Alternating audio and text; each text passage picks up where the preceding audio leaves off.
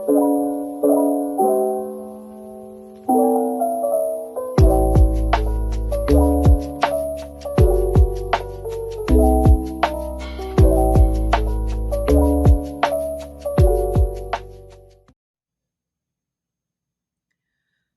guys. Morning. And yes, I've been MIA, but you're getting a couple of videos. You just got my views on Bridgerton Season 3. You're going to get a book haul. And I had to come on here and talk about my favorite book of the year. I think solidly, unless something comes in the second half of the year that blows this one out of the water, this is going to be my favorite book of the year. Strictly because I read it June 1st and 2nd. It is June 15th as I'm recording this, and I have not stopped thinking about this freaking book. I have notes in front of me because I did a whole page in my book journal on it. I am obsessed. It's Heavenbreaker by Sara Wolf. I got the special edition from Target. It's beauty, it's grace, it's all up in your face. It's stunning. It's the moment. I don't know what else to say about it. It is currently my favorite book right now. I am going to try and get the assembled group to read this book. That's how into this book I am right now. I just read my first graphic novel, actually. I want to do a video on that, but I need to finish 2 and 3. They're over there on my shelf.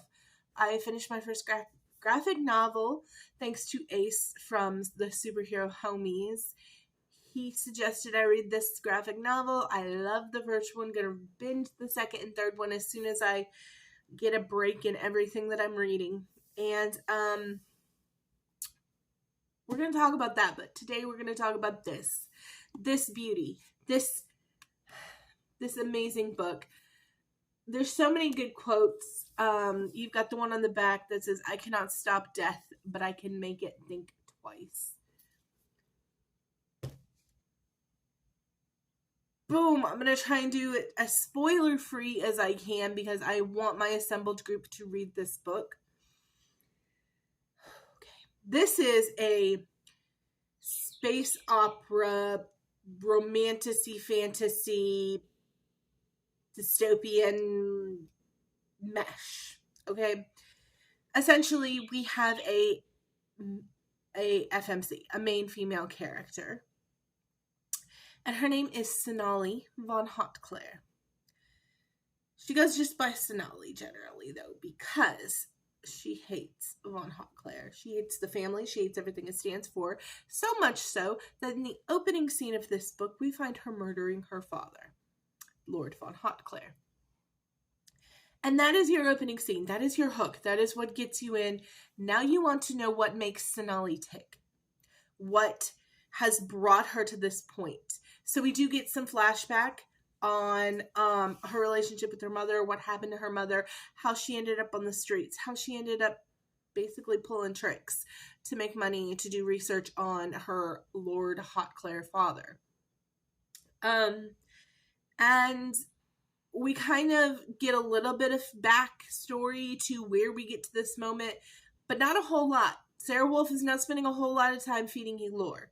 Not in this one, at least. I don't know if there's going to eventually be, because this is a series, a book that is maybe more lore-based, but there's not a lot of lore in this one.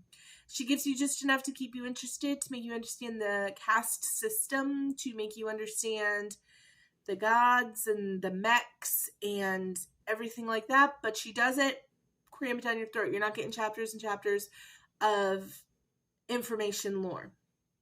It's a very fast-paced moving book. This is a book that I read in a day. It was flip. What is happening? What is happening? Oh my God, what is happening? And I loved it. As a lore-based girl, a girl who loves information dumps, a girl who loves storytelling, this was action and adventure for me. So the opening scene, we find Sonali killing her father, Lord Hautclair. And then she gets into his mech, the von Hautclair mech. And this they're floating in space. I'm trying to get so much information out at once. They're floating in space on this like space station that is done in levels. You have like your upper class, your king, your queen, then you have like your mid-level, which is like your blue collar, and then you have your lower level of the space station, which is your poverty stricken, don't have water, don't have food, lower level. Okay. And Sonali grew up on the lower level, but her father, unbeknownst to her until much later in her life, was a lord. And so she was like the bastard daughter that he never really accepted until right before she killed him. And then he tried to make her like her a little, or she tried to make her like him a little bit, and that didn't happen. Well, her cousin, Morel, I have my notes because there's names. Morel von Hautclair is the rider for the House Hautclair. That is who the rider is. And the rider is somebody who fights in these mech machines. You go outside of the space station into space and you fly at each other and you fight, and it is like the sport of this space station. And she jumps into this Hautclair suit and she goes out and decides to fight. At this point, her goal is to completely embarrass the Hautclairs. She is a bastard daughter.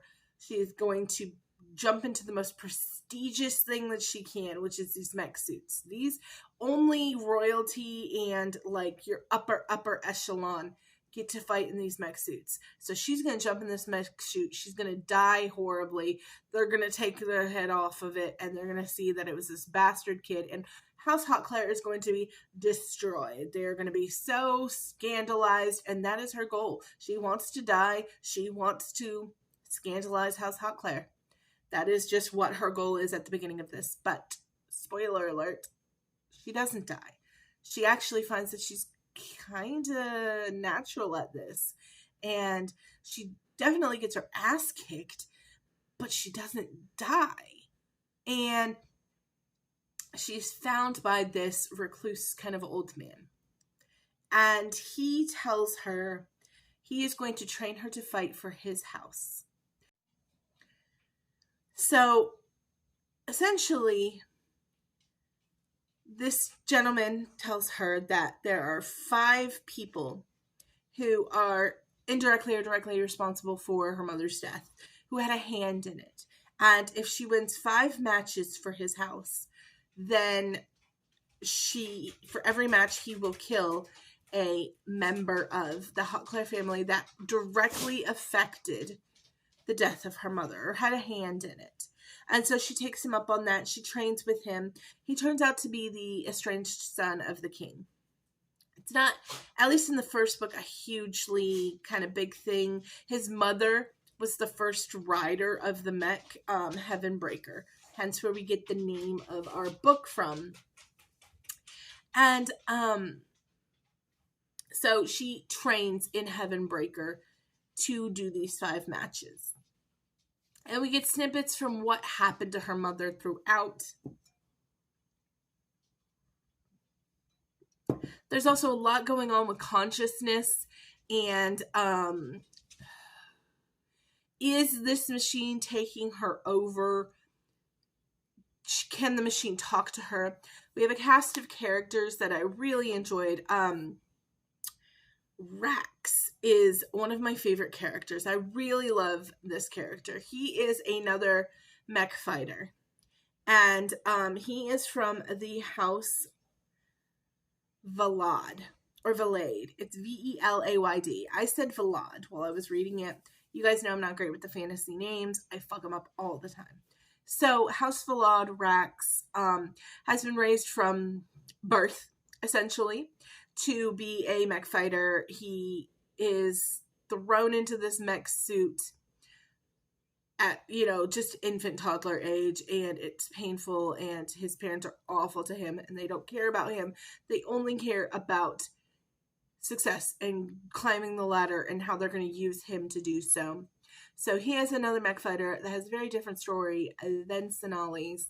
And then, of course, there's Morel.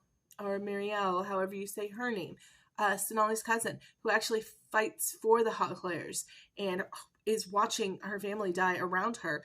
And she's furious at first with Sonali because she feels like, what the hell, my family's perfect, my family's wonderful. She's had a very silver spoon life in the Hot Clairs. Her father is like her best friend, and her grandmother is kind, and all of these things, and they're all wonderful to her.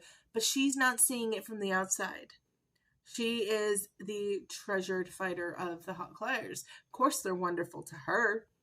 As she slowly, bit by bit, finds out that there are some skeletons in her family's closet. And so she's going through a crisis within herself of like, oh crap, everything that I thought was what it was might not be what it is. Maybe my family is terrible, and I just lived a very privileged life tucked away inside of it. There's a lot of self-awareness happening in this book. There's a lot of growth, a lot of coming of age, a lot of PTSD and dealing with our traumas, and it is just a phenomenal, phenomenal book. It's super fast-paced. There's a lot of fighting in the mechs. There is a lot of space stuff going on, how they got on this space station out just floating on this planet's moons and gravitational pull. It is a really, really excellent space drama, I guess I would call it.